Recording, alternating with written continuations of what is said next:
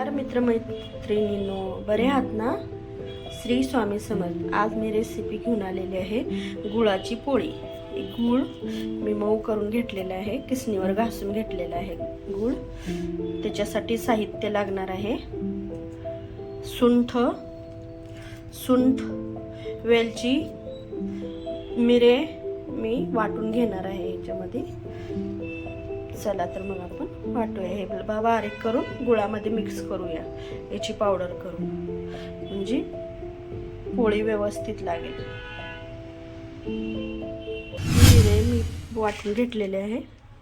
चला तर अशा प्रकारे याच्यामध्ये आपण करून घेऊ गाळ,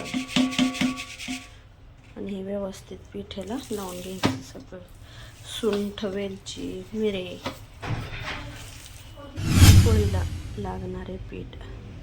जास्त घट्ट नाही, जास्त पातळ नाही, जसा गूळ तसं पीठ मळलं पाहिजे, पोळी व्यवस्थित बनते.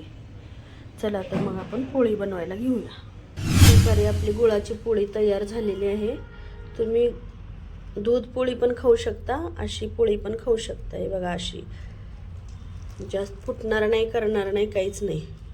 हे बघा अशी. मी आत्ता तिला उकलून बघितलं खोलून, तर असे पूर्णपणे काटापर्यंत गूळ जातोय.